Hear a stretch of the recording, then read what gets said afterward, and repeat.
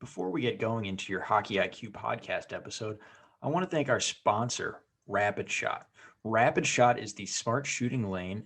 It's like a batting cage for hockey players. Very cool. Tracks your shot in three ways: accuracy, shot speed, and reaction time. Easy to use.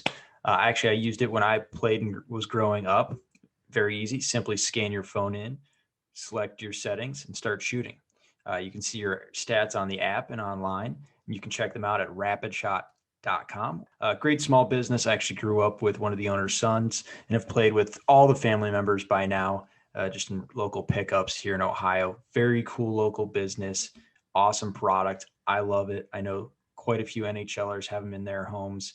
A lot of D1 programs have it at their rinks. So you have to check this out. Rapidshot.com. Check it out. Rapid Shot, thank you so much for sponsoring our podcast.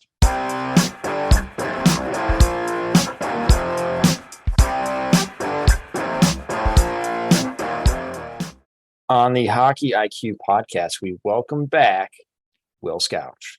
Welcome, Will. Oh my God, the crowd goes wild. Mr. Revac, how are you doing? Excellent. Well, I'm very happy that you're supporting Ohio with your sweatshirt right now. Yeah. You know where it's at. Yeah. Awesome arena. Had a great time there. There was a little drone blimp flying around. Great craft beer selection.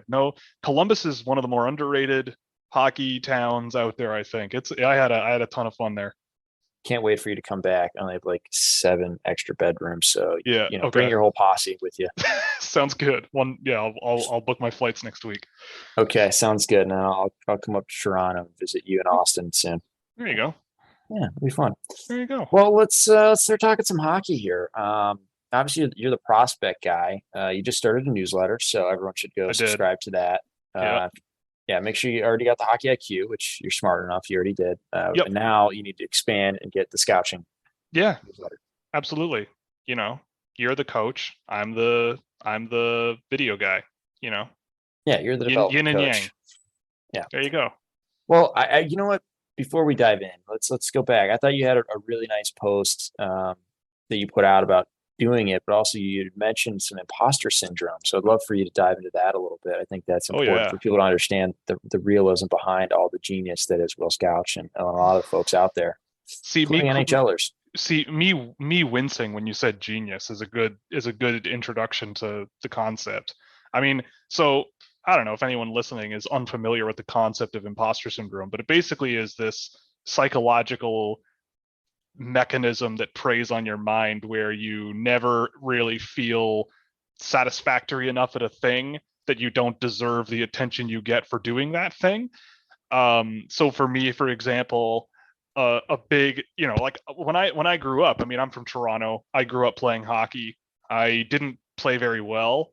I just played hockey growing up. I loved it. Didn't play every single day like some kids did, but I played a lot and I loved it. But I never really went that far, but I still love hockey. Obviously, I'm doing the work I do now. And I have a university degree in kinesiology, and not like gym class kinesiology, like hard science, biomechanics, stats analysis, university courses, which was a very interesting experience. But it had been a while since I sort of took over, or not took over, but started doing the hockey thing again as a young professional. I might have been maybe 26. And so I kind of picked it up from scratch, basically, and sort of never really understood sort of high-level hockey concepts or even thought about it that much. I watched hockey, but I never really sort of got super involved. And over time, I started getting more and more confident. But that's sort of like a double-edged sword, right? Like, because especially as someone who's not born and bred in hockey, and my parents aren't hockey people whatsoever, I was much more of just doing it for my own purposes, kind of hockey player. And so now when I'm older and trying to actually get into the industry, and with how much, I guess the word you could use is gatekeeping there can be in the industry, you always are measuring yourself against those who are already in the industry and making sure that you feel confident in your own abilities. And I mean, I don't know, I bust my butt doing this stuff. I watch hundreds of games a year across hundreds of players. I have all this data, but people seem to think that I'm just the guy on YouTube with all this fancy data. And like, I see it all the time. Like, oh, like I love analytics as much as the next guy, but you can't apply it to junior players. You can't apply it to this and this and this. When you see people say that and have it sort of resonate with other people in hockey, you sort of get it in your own head and you're like, well, yeah, what if everything I'm doing is completely pointless and meaningless? You know, what benefit do I have to the industry when companies like SportLogic exist or Instat exist and they do a lot of this work already?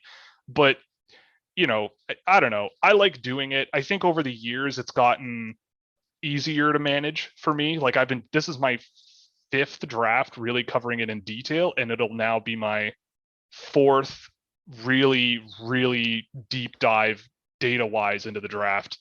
And I think I've hit a point where I'm pretty happy with the data that comes out and pretty happy knowing how to balance it.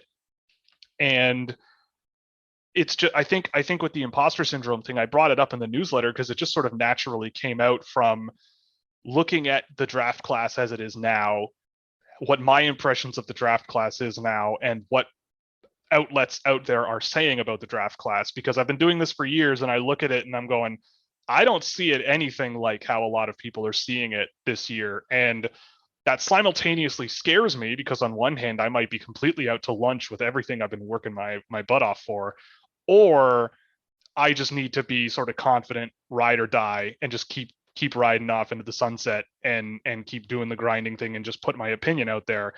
And what's comforting is that when you look at average rankings and how NHL drafts look 5-10 years down the road, it never is like the best player is always first and the 20th player is always 20th best. There's always noise. There's always factors that change things.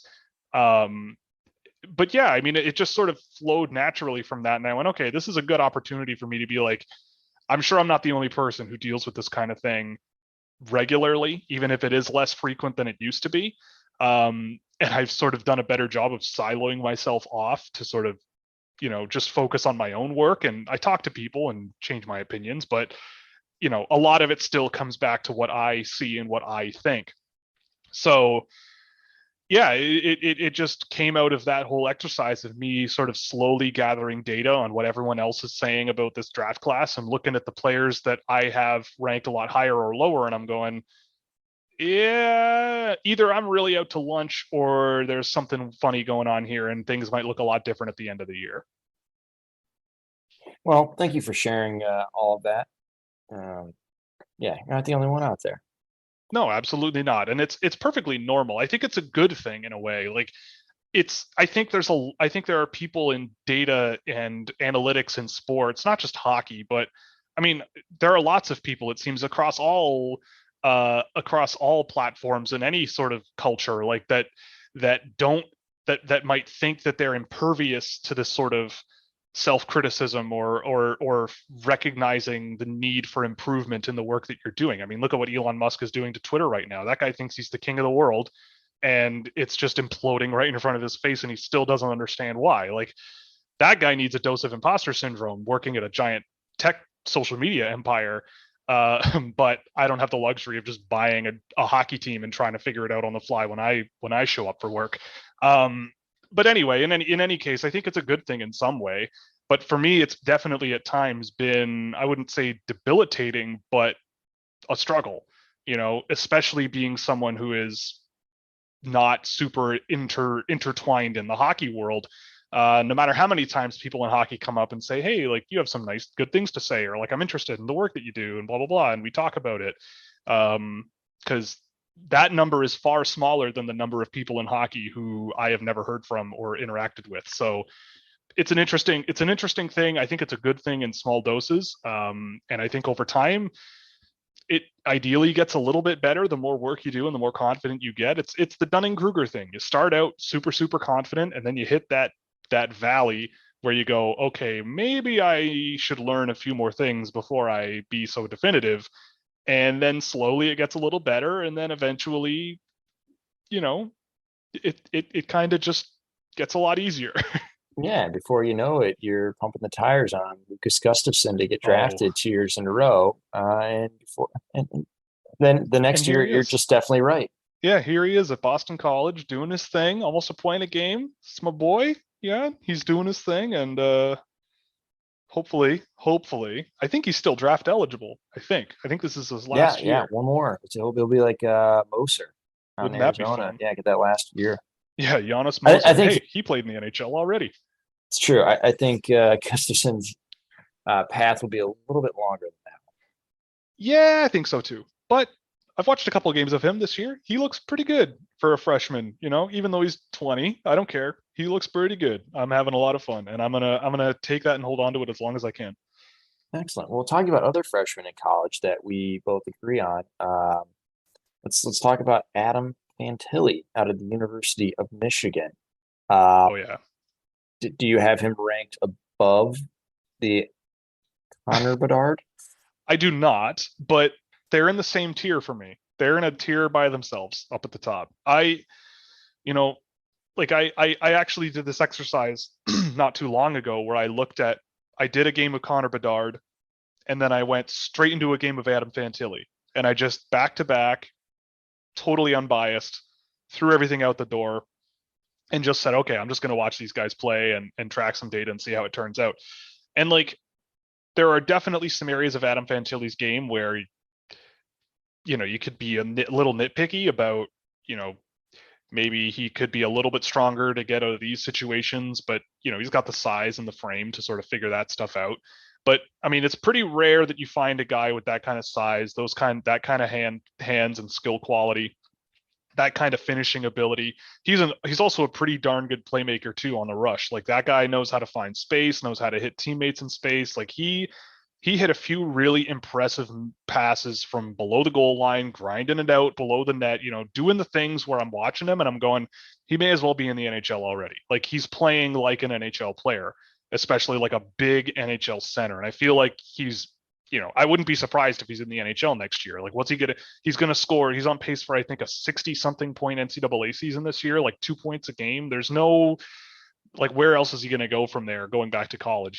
He's taking over games, but we'll see how he does when he plays more sort of within conference opponents, because I think he scored a lot against Lindenwood University. Yeah, I was going to say Lindenwood was not a good. Lindenwood is not a good barometer, but I watched a game of his against Penn State, I think, and I think they lost, and he played extremely well in that game. But then I go to Connor Bedard, and I'm going, all right, yeah, but it's still extremely early in the year, but I watch Connor Bedard, and the criticisms I have are sort of well, it's very obvious to me that Regina is just throwing him over the boards and saying, just do whatever you want. Defenseman, get the puck to Connor. Connor, no one's going to touch you in the neutral zone. Just do whatever and get your chances in the offensive zone because you're our best player. And Tanner Howe, get the puck to Connor Bedard. Bedard, go for the shot first, but if you see a chance with Tanner Howe somewhere, then hit him and make a play. But I look at that and I'm going, yeah, he's going to play, I'd say, this season, 75 games at least, start to finish. And I feel like there's bad habits in his game. Like, I see him going end to end a lot, straight line. No one's challenging him in the WHL because why would you? He's got great hands and he's really quick, but no one really sort of steps up to challenge him. And when he gets into the offensive zone, I've seen him shoot from the goal line a lot more than he shoots from right in front of the net. Sometimes he'll get there, but he's much more of a rush offense guy, shooting pucks from the top of the faceoff circle, from the goal line, really low sort of danger areas. He's getting his chances from the middle of faceoff circles as well, but I think he has one of the highest rates of low danger shot attempts of any player I've tracked this year, because he's just shooting from everywhere. He has the license to do that because I've seen him score in ways that I've never seen NHL players score. But I don't know. I think it makes it arguable that both of those players could be in a grouping together. I don't think that's that controversial based on what I've seen of both of these players. I look at Fantilli and I see a much more projectable event driver at 5-on-5, but in terms of shooting and scoring and all of the things that are going to hit highlight reels, I mean, Connor Bedard is there. I kind of see it like Connor Bedard is kind of like Patrick Kane, but if Patrick Kane could really shoot the puck. And we look at Patrick Kane going first overall in 2007, and at the time it was like, yeah, you're probably going to take him. But right behind him is, I don't know what the equivalent in 2007 would be. I don't know. I think in that year it was like Kyle Turris and James Van Riemsdyk. But right behind Connor Bedard, you've got a really, really good, big, skilled finishing center that a coach could do a lot of things with. And I don't know. It'll be fascinating to see how things go. But I see it as a lot closer, I think, than a lot of people seem to be out there saying. I know folks that rate Fantilli above Bedard. I don't think that's controversial at all. And I don't think it is either. If you put Michkov in the top 2, I think that's probably more controversial. Yes. Yeah. But I mean, Fantilli, you look at his body of work, it's solid. You hear him talk about his approach, it's great. Like when he talks about it, he's like, I'm not really into goals. Like I just want to have fun getting better. Like that's a great way to have lifelong learning, curious guy. He's been around like great environments to really grow. Even in Chicago and now Michigan with Brandon Arado. Like, he's going to get pushed. He's playing really good competition. Like Bedard, I kind of get worried. Like he doesn't have anything really left to prove. You throw him out. Like, is he really like what's he working on? That's what I'm going to be curious to watch. Is like how does he evolve throughout the season to continue to dive into new facets of the game? Because the NHL, like. What is it, 5'9"? Yeah, something like that. Like he's gonna have to, pull into some, initiating contact, turning guys' feet, like all of these things. Like it's doable. Marty St. Louis did it. Yep. I've seen him do those kinds of things. I like Connor Bedard, underrated, low key, is a bit of a rat. Like that guy will go at you. Like he stands up for himself. He goes at guys. So I don't think I'm so concerned about that. But I mean, I was talking about this in the Discord server a little while ago with someone who's kind of pushing back on me saying Bedard has these habits and stuff where I'm going, I don't know. Like if I were coaching him, I'd be kind of frustrated, but you let him get away with it because he can just be like, well, I'm scoring goals. Like you can't tell a potential 70 goal scorer to cool it with the shooting.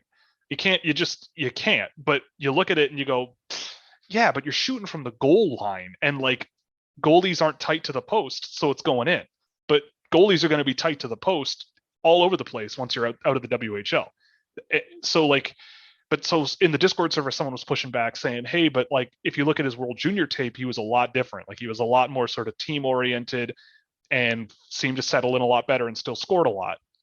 And I went and watched some tape from the World Junior, and that's true. Like he adapted and was a lot better getting pucks off the boards and really not necessarily like, we're going to give you the puck in the defensive end and you just automatically will transport it into the offensive end. Like that's what happens in the WHL. But he was a lot more participatory in rushes in terms of passing and crossing blue lines and making a play, like not putting too much on his shoulders, which is great. But that was before the season began. And now he's going to have 7 or 8 months of WHL habits. And it's just a question mark to me. Like, I think I'd be curious to see if he makes it to the World Championships or something for the Canadian team this year. I would love to see him play in that tournament and see what comes out of it. I feel like he's good enough to at least go.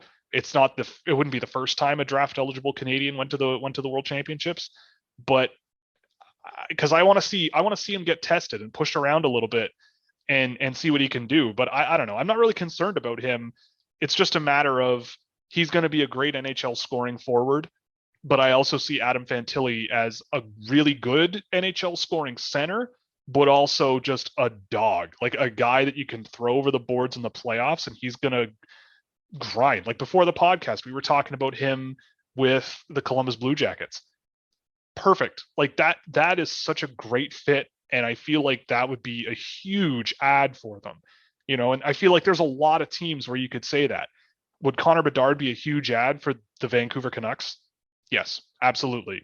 But would you rather have a Patrice Bergeron or a Brad Marchand? I feel like that's like your choice. Like, right. Which one do you want? Like, if both of them are fantastic. Yeah, like I don't really care. I'd take one of them, but I feel like, like I think something that people are going to have to be a little careful of, like what's happening with Matvei Michkov, is like a big reason I don't track power play points. I don't track power play time because it doesn't make that much of a difference to me. Like you should be a very good player on the power play if you're a top end prospect, because you have a numerical advantage on the ice. Like it doesn't really push me one way or the other how a player plays on the power play.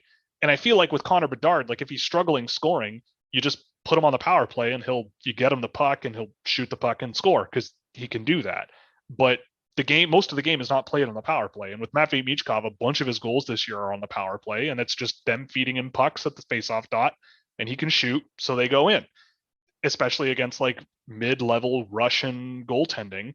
And when I look at Adam Fantilli, I see a lot more of like Matty Beniers style offense, where it's just like grinding and there's a bit of skill there, but there's power and strength, and he can really shoot the puck too, but he grinds his way into scoring areas.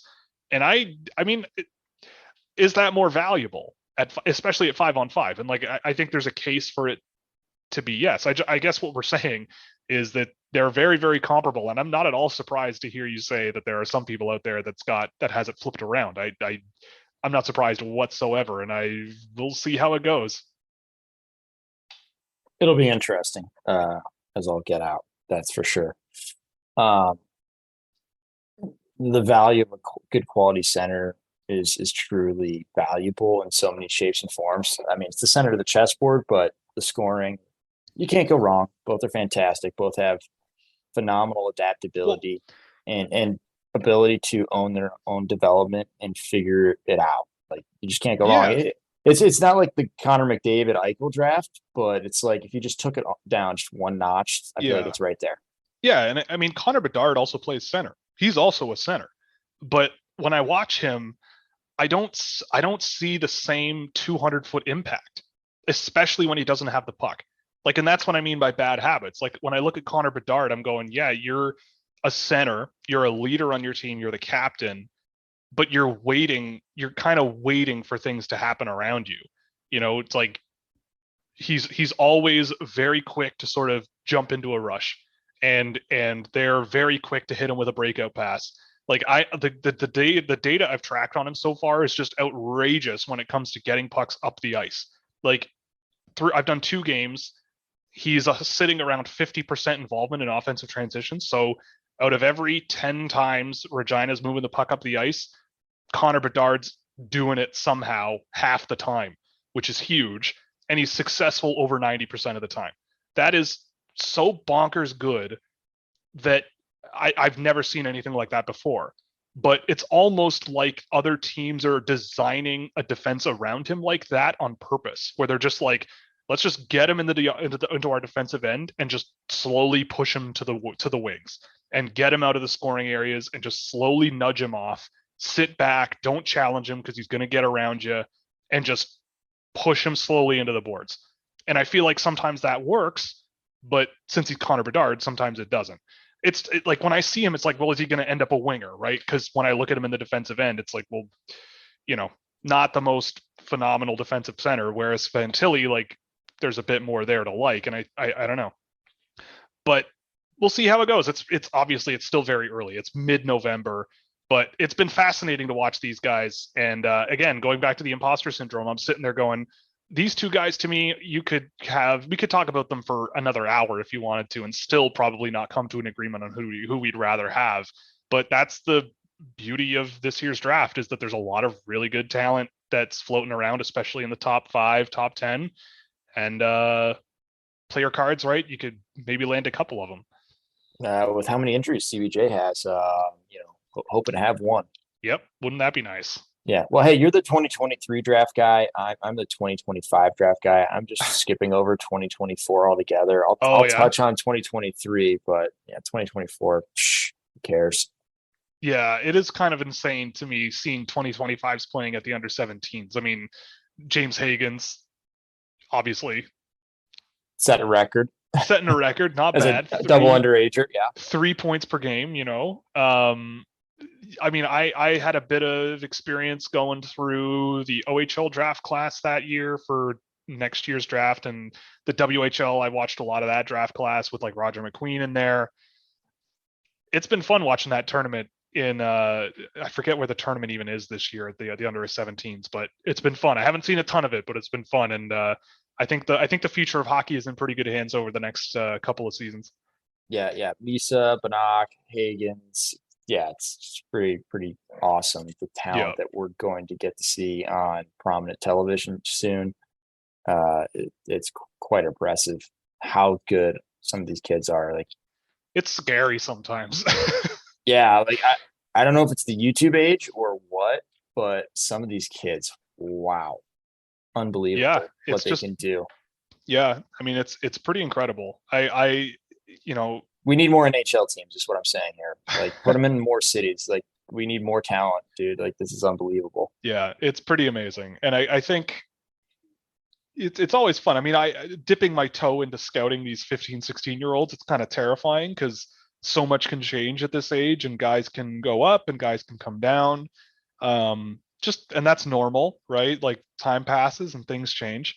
But it's hard not to get excited, right? Like, you watch this draft class, and I'm pretty bullish on a lot of guys, and then I watch a bit of this tournament, and I'm going, oh, okay, like, there's a handful of guys in this tournament that look like they would be serious needle movers next season. So write them all down, follow up, and come back next year and see how they go. But it's almost, yeah, it is almost scary to watch these guys play sometimes, because you're like, man, like, when I was their age, the best kids in the world, that was when like 2005, 2006, like Jordan Staal was a top prospect at the time. And like, I like Jordan Staal as an NHL player, but like, times have changed a little bit, I think. And yeah, that they have. It's no longer the Mighty Ducks getting kids into hockey. Right. It's highlight reel goals by Trevor Zegras. Yeah. It's impressive. So, continuing down our list of players to get to, let's go to my number one ranked NHL draft defenseman from last year, Seamus Casey. I got a lot of heat for that. I know you were high on him. Yep. But I was stupid high on him. Yep. Basically, it was like him and Lane Hudson, and then Pavel, and then I like Simone Nemec after that, and then Juracek. But yeah, Casey, I think Mitch Brown put out just from his last game, and just the sheer edge work. Like, his inside edges are the only thing coming close to rivaling Cale Makar's inside edges. Tell me I'm wrong. I mean, that's a high bar. But yeah, just saying, only one coming close. I mean, like, I think it is pretty clear to me that at 46, he should have been long gone. Like, it kind of blew my mind. And I don't think I really realized how far he fell in the draft at the time. I had him at 12 on my list. And I mean, like, I had a few guys in my first round go, let's see, I had two guys go in the third round or later that I had in the first round, and 5 guys in the second round that I had in my first round. But the 5 guys I had in my second round were Trikazov, Hudson, Casey, Jagger Firkus, and I don't know. So I feel okay. And Jack Hughes. So I feel okay about those things. But I mean, Seamus Casey is, I mean, I've seen a bit of him at Michigan. I think the same issues are still there, but he's making it work right now. Like, he's getting around it in terms of the creativity and the hands, and like you said, his edges to get around guys. It's just really impressive. And I think that we both can agree, like, he's not going to be a one and done, right? Like, I don't think he's NHL bound next season. You give him another year or two in Michigan. Like, once Luke Hughes goes to the NHL, you go, hey, Seamus, how would you like to run our power play now, or something? And it's like, okay, great. And that's a natural sort of improvement in his role. And the more ice time he gets with Michigan and the more time he spends there, I have no problem with it. And I think he's only going to get better and better and better, especially once he gets stronger and quicker and sort of gets a little better on his feet. Because I think that's the only thing holding him back from being really, really high end on the back end for the Devils. It's actually scary. I don't know if you watched the last weekend of Michigan's games, but like, when Luke Hughes seems to be taking a back seat to you a little bit, it's pretty freaking fun. Like, Yep. things are happening. And I'm with you. Definitely not a one and done. Need some time to throw on some weight, but he's starting to get stops against college kids. Like, Yeah. and some of those guys are 25 years old. Like Yeah. they're not small human beings. Like they're truly men out there. And he's finding ways to get stops, get pucks back. Yep. Like he does things that for me, he's like a little mini Kale McCarr at times. Doesn't have the bomb that Kale does, Yeah. but different kind of. Well, his brain kind of works in a similar way. Like him and Hudson, I think both of when they're especially in the offensive zone, their brains seem to resonate in the same way. It's just Kale McCarr is Kale goddamn McCarr, and not many other people are. Genetics play a role when you get to that level of freakishness. Like the Kale gene, right? Yeah, it's the Kale gene. Yeah. But just like the inside edge work is phenomenal. How he's always stutter stepping, like he's reading the game in real time. Like for me, that's a massive thing as you go up, because the NHL truly is in a league of its own in its cerebralness. I watch AHL games. I'm like, it's actually faster than the NHL. It's truly, from a physical standpoint, faster than the NHL. But the guys in the NHL just make you feel stupid and look stupid constantly. Yeah. There's a lot of push and pull in the NHL. Like they'll push it, push pace, pull it, push pace, pull it. There's a lot of like taking your time, making your reads, very sort of tactical. But yeah, I mean, I can see how the AHL is a bit different in terms of just there seems to be just more pace to the game. It's more end to end, from what I can recall, as opposed to the NHL, where if it's end to end, it's like, oh, something's gone wrong. And so let's slow it down. Let's slow it down and take another read and take another go at it. I don't know. But yeah, I mean, the NHL is a completely different animal, and you do need, in my opinion, from the back end, you need guys like Seamus Casey to sort of move pucks, get pucks up ice, have the skill and technical ability and the brain to think creatively and do stuff that doesn't make a whole lot of sense, but works. Right? Like, it's like, well, why would, like I've seen him like spin off pressure and stuff and just dig in and just make quick cuts and just get around guys, put pucks where the guys aren't and fetch them and do stuff. And I'm going, yeah, like I love that. Like I'd rather, and so, yeah, I'm looking at him going 46th overall, and I just have a hard time seeing how that happens, but such is life. And the Devils, got another pretty good defenseman in the hopper. Yeah, it's funny. They chose a defenseman at second overall and actually got a better defenseman at 46. Crazy how that works sometimes. But they also have Ethan Edwards, which he was one guy when everyone last year went away to like World Juniors, and he was playing at Michigan here at Ohio State, and I was like, who is this kid? Like, he's really good. And I looked him up, and I'm like, oh, of course, Devils have, yes, Rich is a good quality, very proficient skating defenseman. Yes, and he's a good one. I like him too. He's coming along one step at a time. I've liked Ethan Edwards for a while. Not too flashy. I don't know if he's an NHL player, but it's one of those guys. I feel like there needs to be a word for that, where it's like, I don't think you're going to be in the NHL, but it'd be great if you were, but just really like watching you play, and I think there's a lot of those guys. Like, I mean, I don't know. You don't want to discourage them or anything, but I've always really liked watching a guy like Ethan Edwards play, and defensemen like him. I think defensemen like him always deserve sort of more attention from teams and everything. Like they just go undervalued. Like a Charlie Leddy. Yeah, like Charlie Leddy. Like, what is if Seamus Casey were 2 inches taller, would he be a second round pick? Probably not. Right? Oh, hell no. Exactly. There's no way. And so I'm like, all right, well, teams are probably looking at numbers on a page. Speaking as a numbers guy, they're probably looking at numbers on a page and going, nah, let's go with whoever else, right? And it's like, well, okay, have fun. I think Noah Warren went ahead of him, if I'm not mistaken. And it's like Seamus Casey. Like, you did just a little bit of research and talked to any of the coaches there, you had figured out exactly what the situation was. Like, I had more research, I felt like, than some of the NHL teams on Casey. Like, right. They literally at the U.S. National Development Program were like, this is the year that you're focusing on defense. Like, okay, we're going to take him out of his best attributes and have him work on his weaknesses for a year. Like, good for his long-term development. Does it make him show up like he's a really good player?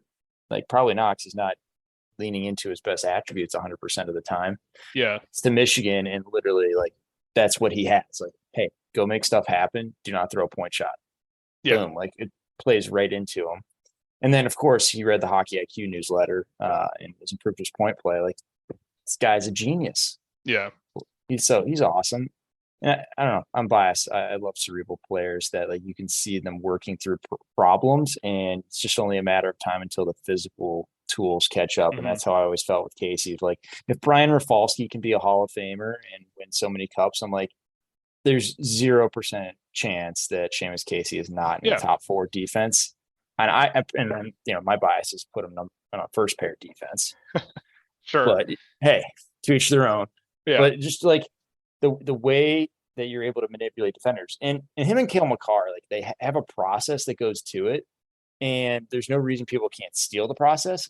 They just are able to execute it better because they've got freakish edges. Yeah. And for me, like it all starts with the idea of really just getting to manipulation, like the mindset of manipulating. Like that's all they think about. It's like, we're going to show them one look.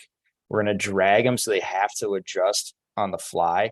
And then as soon as they do something, we got them. Or at least now we can step by them. Yeah. And I find that as like just a coach developing players, like getting players to a stage where like every pass you do for the next month, you look it off.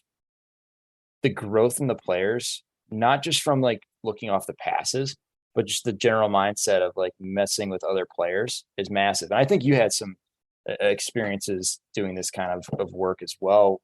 Maybe not on ice, but from afar, of getting guys messing with other players. Yeah. Like, I mean, it's one thing, like if I were working with a young player, like one thing I would urge them to do is pick a junior A level game. Like let's say you're in the USHL and you watch a USHL game, like a good quality broadcast of a USHL game, and then go to an NHL game and really start to see the differences and watch an NHL game where some of the players are like really high end, especially defensemen, like, and try to see what they do really well. Like one of the things, a really good example is, and I have, again, this is anecdotal. I haven't dug deep into this. This just sort of came to me now, but I've been watching a bit of Sharks hockey this year because I'm kind of intrigued by Erik Karlsson and like what's going on with him. And like, what the hell is going on with him in terms of doing what he's doing? I mean, was it last night when he fell down and he was walking the blue line and tripped over his feet and puck went the other way and someone scored I have no on him. idea, but tell me what's going on here. I think for me. I think he's adapting to the limitations that he's got now by utilizing a lot of what we're talking about. Like he's faking one way, looking off passes. He's sort of messing around, like he's using his body to sort of point one direction and move in another one. And he's sort of, it seems like he's really sort of retrained himself to go, okay, I can't skate like I used to. I can't move like I used to. And I certainly can't afford to lose control of the hockey puck. So I need to find a way when I do have the puck to stay on top of guys and keep them away from me and find ways to make space for myself. And again, I didn't see a tremendous amount of Erik Karlsson over the years, like with a fine magnifying glass or whatever, but just from watching him with San Jose this year, it's a really good example of how he's a good, like Makar would be another one, obviously, but that's like peak NHL player. But that is a major thing that I think a lot of players, it can be a hurdle for especially high scoring players at the lower levels to adjust to in the NHL of like, well, defenders they're better, right? Like they're better skaters than what you're used to. They're stronger than what you're used to. They know techniques to make it harder to get pucks through them, right? Like if you're going to throw seam passes, you got to find ways to open their feet. You got to find ways to change angles and get better looks or different looks at the offensive zone. And that's something that, a lot of junior players, they're just take the puck straight up the ice and make a play. Take the puck straight up the ice, attack the middle and get your scoring chance, wrap it around the back, simple little tic-tac-toe plays like that. Sure. But there's a lot more to the NHL game where it's like, well, you're going to need to adapt on the fly. If you really want to sort of hit that pinnacle of being an offensive NHL player, it's something that you definitely see in higher end players, or even something as simple as just timing, right? Like Sidney Crosby is a master of just knowing when to make what play. And that comes down to like processing the game, being aware of your surroundings, and adapting to things as they change on the fly. It doesn't even need to be a body fake. It's just a matter of knowing when the defender's stick is just not in a position to block your pass for a split second and going, all right, now is the time to do this. And that's something that takes a long, long time to learn if you ever do. And it's a bit, I think it's one of the bigger how's hurdles. Your game doing with the stick positioning? You got stick and passing lane all the time? I mean, I played defense growing up, and I've been playing a lot more hockey since the pandemic started than I used to. I fancy myself more of a puck on stick defender than a puck off stick defender, so we don't need to talk too much. We don't need to talk too much about my stick positioning, but I do below average for myself. I'll leave it at that. I do below average for myself, not well, below average. Well, at least you're. I mean, watching so much hockey, you're probably starting to test some of these things out. Where you're like, oh, let's try some of these things in adult league. Absolutely. Like, I watched Connor Bedard last season score a goal from pretty much the blue line with his body facing the sideboards, and he just pulled it back on his back foot and just ripped it like cross body like that, and it went top shelf. And I'm going, yeah, I wouldn't have expected a shot from there either. And if you could put it bar down from almost the blue line, great. Now I can't put a bar down from the blue line if I'm doing that, but pulling pucks back foot and really getting some leverage and downforce on your stick to put some lift on the puck, yeah, like that works. Like that kind of thing can certainly work, and it's unpredictable. But that's, I mean, I still suck at hockey, right? Like I'm still, don't we all? Yeah, not great. I'm an okay skater, but that's about it. Yeah, I mean, it's fun just watching the players and like trying some of these things. Like I try some of the stuff that I talked about with Casey and Makar, like all the time, from the point like let me short the zone, see if I can shake a guy. Yeah. Half the time I'm terrible and I can't, but at least I'm trying here. And then sooner or later I find like, oh yeah, there, I got it. Yeah. But like, it's just fun to like actually take all these things we talk about and put it into play in the real world. Yeah, for sure. In our elite level, I play a lot of ball hockey, and I play deep ball hockey too. So I do try a lot of that ball hockey wise, because it means I don't have to run as much. Like if I fake a guy one way and tap the ball between his feet and his stick, and I get a little bit of space, and they're going this way and I'm going back that way, that's a fun little trick, and it means I don't have to run as much, and I can just get a pass out in front of the net or something, which is kind of neat. But yeah, it is kind of fun to try that stuff out. Yeah. I'm trying to think about what I'm trying out right now, because I've been switching a lot back and forth between center and defense. Like center, I'm just trying not to touch the wall at any point, just like staying inside the dots 24/7. And when I catch myself actually doing that, I feel like my team's always caving in the other side. And as soon as I start to feel myself like getting outside the dots, like just team's not playing so good. Like just being the center of the chessboard on that, like that, just from a positioning standpoint of the center is just massive. As a kid, totally lost it as an adult. Who cares about defense at this point in life? Right. I always loved playing center. I never did it that much, but I loved it. I thought it was a really, really interesting position to play. I always play, I'm a right shot D. I was a big kid growing up, so they just plopped me on D, told me to just shoot from the point, everything I swear not to do anymore for develop my own. All right. It was a different time. It was 2002. It was 2001, 2002. It was a different time back then. And I could have gone all the way, I think. If I just had better coaching, I could have gone all the way. But damn coach's fault. I know, it's all the coach's fault. Absolutely. Yeah. And then on defense, just cutting the top a little bit, getting in, shorting the zone. Like, a lot of fun out here. Like, or just like, instead of making the easy play up the wall, like, can I fake up the wall and go between their triangle? I'm doing that. Like, I'm doing that. Hit center all day long. Yeah. And then when it fails, it's spectacular. But when it works, it's also spectacular. Yeah. I mean, we get a zone entry or we get a goal against. I mean, it's risk reward, adult league, much. Yeah. all day long. Love that stuff. Okay, so do you take point shots now? Because if you still are taking point shots in adult league, you and I might start to have some issues here. I try not to. I mean, I don't think I've played.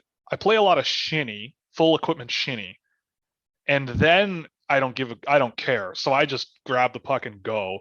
But actually, yeah, playing a lot of shinny. I have tried playing center a lot more, and that's more fun, I think, than playing D for me, because I have a little more freedom to get up the ice and sort of do stuff. But yeah, I mean, I do try the shimmy move, the little shimmy moves in the offensive zone if I'm parked up on the right side boards and do that whole thing. One thing that was very interesting, and this happened to me a few years ago, was I'm a right shot, but playing the left side.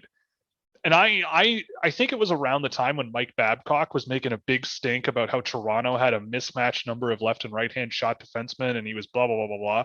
And I'm sitting there going, what a silly thing. Like, who cares what direction they shoot? And this is where I mean, like, I'm an idiot still sometimes, because I stepped out on the ice and I was like, all right, I play right hand D. I'm gonna try left side. Like, I'm playing shinny tonight. Let's try left side D. And guys would cycle the puck along the boards, and it would just corralling pucks on the backhand coming off the boards. That's something I try to work on as much as I can now, just to like get used to it, because it is not easy. It sounds easy, but it is not.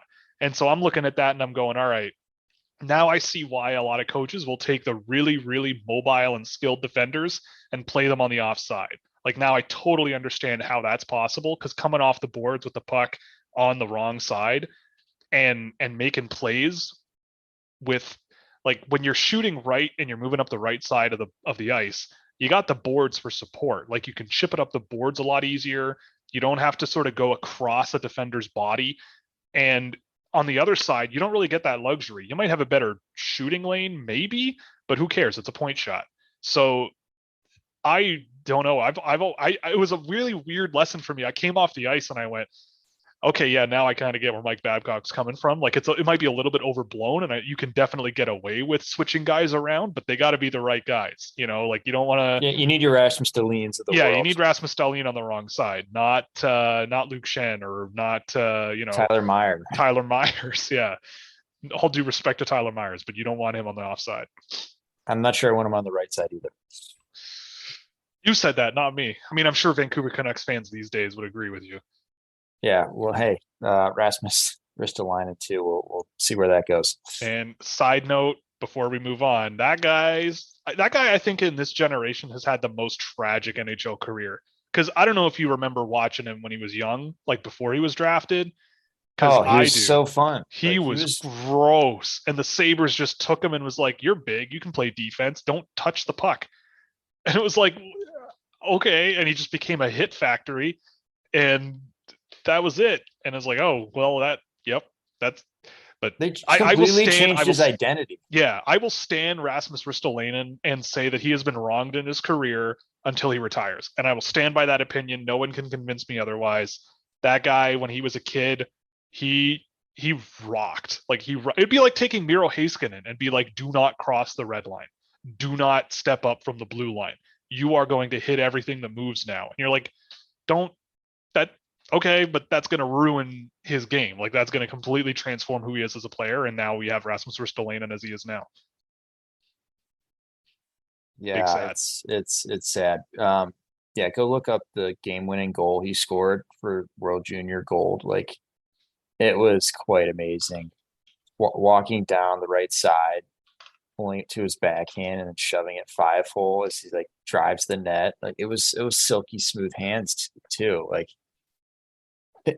I struggle with this because, like, you're completely changing a player's identity and taking away from their skill set. Like, it's really rough. Like, doing it right would be like Savard up in Montreal. Like, he's best case scenario. Like, he came out as a offensive defenseman and transformed into a shutdown defenseman. And if you see him in real life, like, he looks big on the TV. And then you watch him in real life and, like, yeah, he's just meat. He's massive. Yeah, he's a big boy. Which is great seeing him in Montreal now. So you kind of get to see some of those elements from his pre-draft way back in the day when he was an offensive defenseman. Yeah. But yeah, I feel like too often we saw guys just get canned into the Rasmus Ristolainen. Yeah. And I mean, nowadays the coaching has evolved to the point where if you're not activating on D, it's kind of a weird thing. Like you're unleashing your Lucas Gustafson of the world, your Cale Makars of the world, Yeah. your Miro Heiskins of the world, as you should. And Yeah. I mean, like NHL, the scoring is up.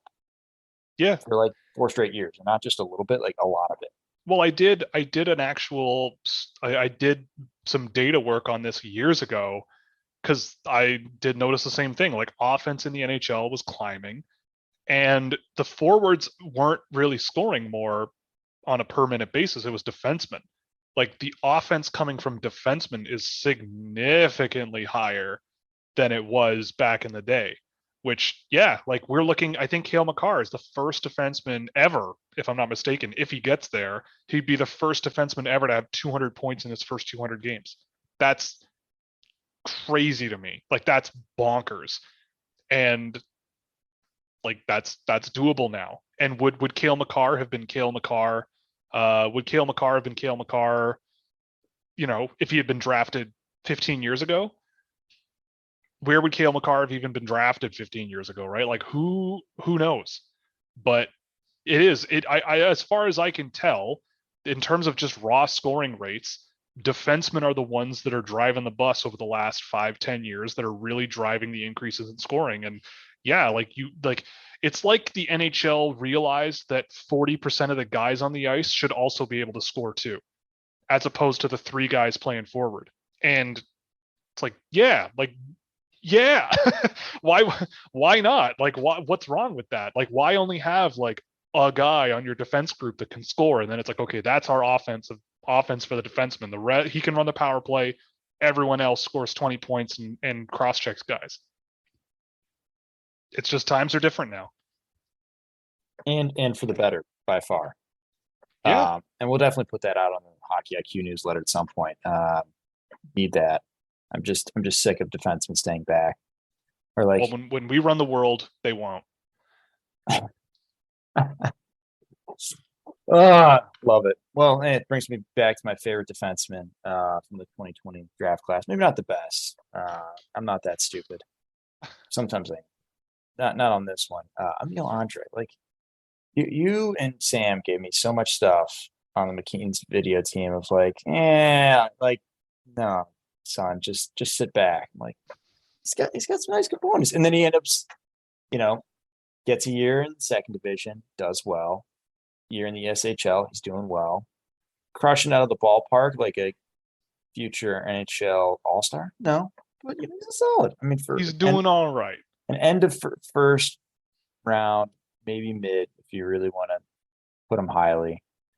I mean, he's going to be a Tortorella favorite. Let's be honest. Like he likes to hit. He does. Likes to use his body, which is kind of a problem being 5'9" and a half, 5'10" if we, put him in some extra pairs of socks. Like Torts will appreciate that. Like he's going to stop movement, picks up guys, and mid-pair defenseman right there for Tortorella. He'll be like a Cam Atkinson. Like everyone's like, it shouldn't make sense with Tortorella, but here we are. Yeah, but here we are. Yeah, I mean, he's coming along, but I think the way you phrased it before we started recording was like, would you draft him if you had the chance, and like where would you? And it's like, well, at the time there are still guys at that slot where they were still available, and I go, yeah, I like this guy a little more than Andre, but is he on the like short list of, looking back on it, like 5 or 7 guys that I'd be like, yeah, he's on the list? Sure. Is that like, whereas before it might have been maybe 12 guys, like I'd have to extend that list to like 10 or 12. It's like he's moving up, he's moving up the ladder a little. I just looked at him last year and I'm going, okay, I want to see him in the NHL, right? Like I want to see if he can do this in the NHL, because I still think that he's going to be a good SHL defenseman, and we'll see how it goes in the NHL. But I also, I might be also stupid, and who knows, he might win a Norris Trophy just from me saying. No, there's 0% chance of a Norris Trophy. All right. All right. I will make sure that we're not getting bottom that far. pair-ish guy. Your We'll set him favorite there. number 6 defenseman. Yeah, there you go. I can settle for that. I'll compromise on that. Fair enough. Fair enough. Yeah, give me one more player that we should chat about, and then I think we should wrap this up. This has been a fun conversation, Cool. learning about how both of us are trying all of these things we talk about in adulthood. Yeah. That's the highlight of the night. It is, yeah. I mean, I'll take it to heart. I think I'm going to the rink again on Wednesday, so I'll give it a go, give it a spin, and let you know how it goes. But yeah, I mean, I was kind of interested. Like, it seems like you've seen quite a bit of Matvei Michkov, and forgive me if I'm wrong. If you have, I have not seen as much as you have, but well, I haven't seen a definitely tremendous amount. I but- check in on him probably once a month, at least. Okay, that's interesting. Yeah, because you and I both seem to be on the same page about him as well, in terms of there's good stuff and there's also not so good stuff. And It's he's a not little just bit. the Russian factor. No, it's not just the Russian No, factor. everybody No. needs to stop saying that. It's not about him being Russian. That's not it. That just ain't it, Chief. And even then, like, that the thing that drives me crazy about that, total side note, like, he's extended to be in Russia until what, 2025 or 6? Yeah, it's like 2 or 3 years after. That's when most NHL prospects hit the NHL anyway. Like, what he's basically saying with that is like, well, I'm not going to play in the AHL. I'm staying in Russia, and then when I'm ready, I'm coming to the NHL. Which to me is like, okay, like, he's on SKA St. Petersburg. It's not like he's playing in Amur Khabarovsk on the east coast of the country. He's right in St. Petersburg playing for the best team in the KHL. We'll see how healthy the KHL is financially long term, but who cares? He's doing the thing with SKA St. Petersburg right now, and that's pretty cool. But, well, in the second division. But yeah, I mean, it definitely is not the Russian factor. So, I mean, I don't know about you, but Let's start with the positives, because we Sure. both are going to go to -10 here shortly. Negative I town, I yeah. really enjoy his board work. I think he's got some good genius in how he manages being around the boards. You can call that as a negative, that he's around the boards that often, but he does have that nice shiftiness in his game, some good body positioning around the wall where he's able to take pucks and attack the middle a little bit. Yeah. Definitely not as much as we'd probably like, but I like his board work. I almost wrote a newsletter. I had it like 30, probably had like 2 sentences left, and I was like, I just don't like the video clips enough. Like, it's too nuanced, but I really enjoy that part. So I'll start it off here. Board work is very nice. Yeah, I mean, I would agree with that most of the time. Like, I think that what he brings that's really interesting is he has, like, I mean, obviously the shooting is there. He can really shoot for sure. And I do think that when I don't know if it's like a focus thing, but when he's dialed in, yeah, his awareness and his sense of timing is really interesting with his passing, especially coming off the boards, like you said. It's just like, I don't really know what else. Are we ready I to can turn say. to negative town now? I just don't know what else. I just don't know what else I can say when I looked at him and I'm going, okay, like, this is what I can sort of compliment him on. Like, that sounds really bad, but I went into this season expecting like an extraordinary, like, Ilya Kovalchuk style Russian offensive winger, and I don't know. I haven't seen it just yet. The steps just have not been taken where you'd like to see them go to the next level. Like, he's almost like topped out a little bit. I mean, he's already a pretty stocky kid who looks like he works out. Yep. Yeah. And it's like, and okay, that's is something there I more picked there? up on too. Yeah, that's the thing too I picked up on. Like, I don't want to like crap all over him, because I've definitely seen him and he's playing against professional competition. The VHL is not a joke. Most of the teams are pretty good. Some of the teams are pretty good. And when he's got guys all over him, he's not like giving up. He knows how to sort of use his body to like gain leverage and get some space and make little plays here and there. But I also see a guy who, really struggles consistently connecting on his passes, sometimes passes the puck directly to opponents in really bad positions because he's not scanning and hitting where his line mates are. He's a guy who, from what I can tell, is a volume shooter. Like, and that troubles me. Like, I say this every year, but there are always players every single year who score a lot of goals. And when I watch them, it's because they're shooting the puck all the time and they're good at shooting. Alexander Holtz, Joakim Kamel, this year, Matvei Michkov is shooting the puck a ton and it's going in. But also, if you look a little deeper, a lot of his points are on the power play. And I'm going, yeah, I would put him on the power play too. When you have a numerical advantage and he can shoot like that, you just feed him the puck and he'll rifle it into the net. That's great. But at 5-on-5, that's when most of the game is played. And I was sort of sitting there going, okay, he can't be this meh at 5-on-5. Like a guy this well reputed with this much production history can't just be meh at 5-on-5. But even when we put together the McKean's thing last year on him, I was sitting there going, okay, like I get it. I see there's a bit going on here, but I'm not like blown away. You know, that this guy doesn't seem to be like the next big thing out of Russia. Like I look at him this year, just for a preview's sake, I've got him in the same tier as Mikhail Gulyayev, who's playing in the KHL a whole bunch this year on defense and playing on the wrong side a lot. And like he's not looking out of place there. And there are times when I'm looking at him and I'm going, this guy is just as exciting, if not more exciting, than Matvei Michkov has been, let alone Dmitry Simishev, who's playing in the KHL full-time this year as a defenseman. There are moments that I watch him and I'm going, this guy has moments where he's more exciting than Matvei Michkov. But Michkov has the shot. He's got that sort of, like you said, that sort of stocky body where you can protect the puck and make plays and do all these little things really well.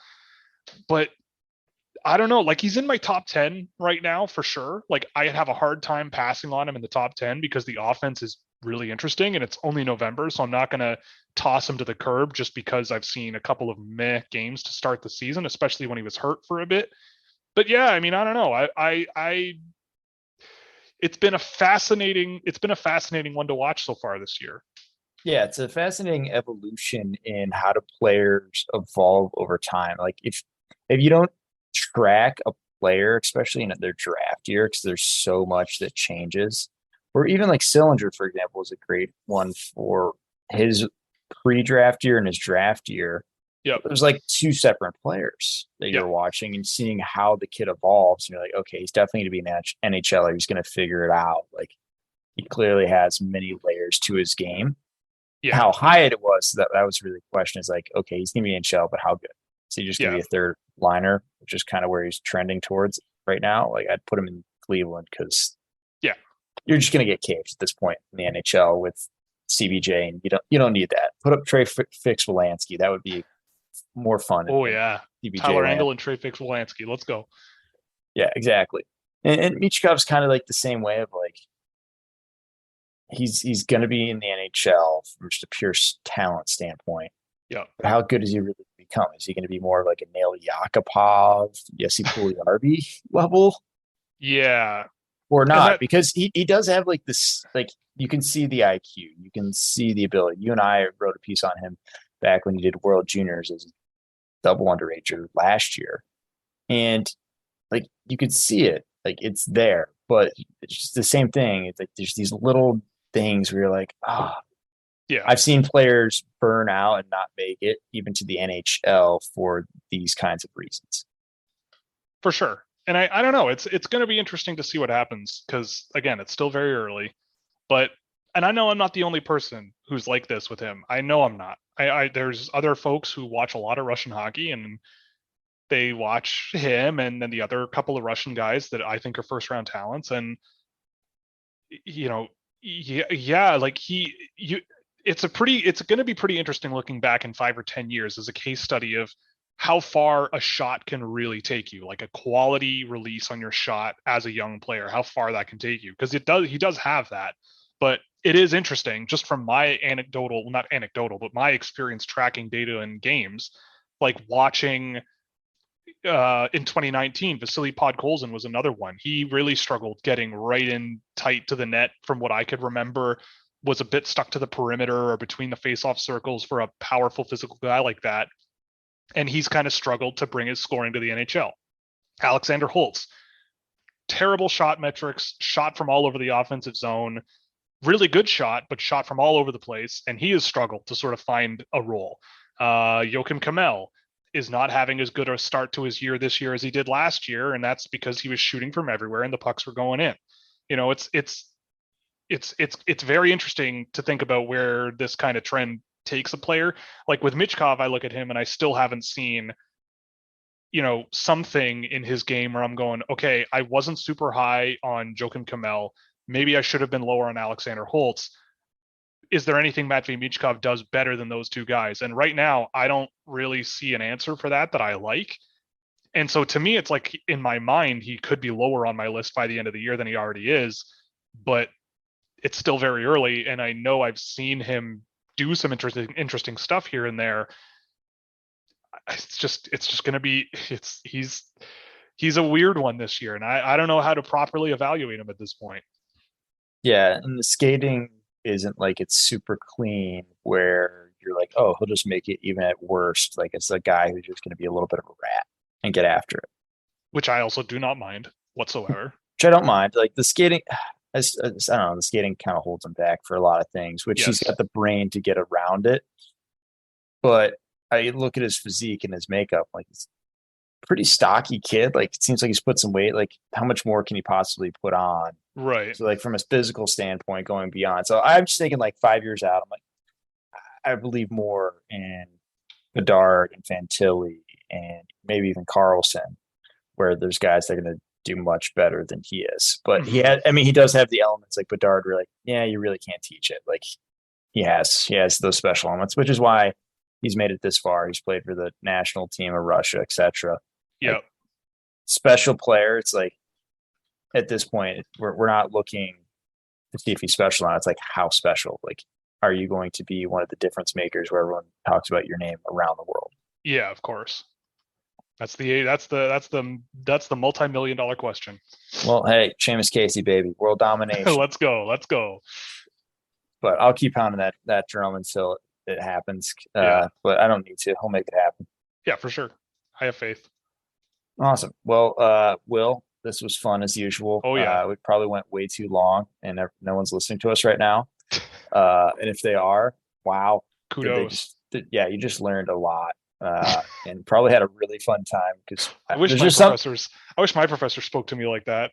If you lasted this long, wow, you must have learned a lot. Yeah. I don't know. Basically, I feel like you and I have good chemistry here. We're like two line mates, Bergeron and Pasta right now. Good chem. Yeah. Sounds good. I don't know who's the shooter though. I feel like you're the trigger man. I'd facilitate like Bergie, just make sure we don't do anything stupid. I'm more of a, I don't know. I don't want to compare myself to Charlie McAvoy, but whoa, I like skating. I like playing with the puck, but I also can get pretty mean. I'm still healing my bruises from my last ball hockey game before I got COVID. So I like to throw my weight around. I like to move my body. That's why you like the rats. Yeah. That's why he likes rats, because you are. Oh, sometimes, yeah. Especially with the really, really, like when I come across like a clearly like 19 or 20-year-old kid who plays like AAA hockey and weighs 100 pounds soaking wet. It's just throw him into the boards. Like I weigh 190 pounds. Like you're toast, bud. You're dust. Love it. Adult League's finest, baby. You just throw some shoulder pads on, kid. You're gonna need it. If you can't beat them, goon them, right?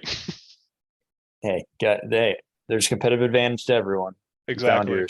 Yep.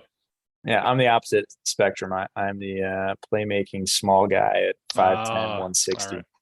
Well, I'm not that much bigger than you, so we'll play off each other. We'd be good. We'd be fine. Yeah, we'd be really good teammates. Teach me a lot. You teach me a lot. Well, you're probably overskilled, under IQ, and I'm probably over IQ, underskilled, and we'll just complement. It would be great. I'm just under everything. Across the board. But I'm below average everything. Yeah, exactly. That's me. Yeah. Perfect. Well, this is a fun time. Thanks for coming on. Oh yeah, anytime. Good to catch up.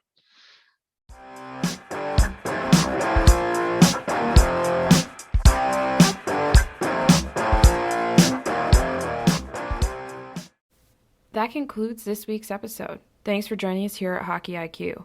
If you haven't already, take a quick moment to hit that subscribe button, give us a thumbs up, and drop a review. If you want to be a great teammate, even recommend us to a friend. You can follow us at Hockey's Arsenal on Twitter and Instagram. Check out the website, hockeysarsenal.com, where you can subscribe to the weekly newsletter. You won't regret it. Catch your buttes here next week for a brand new episode.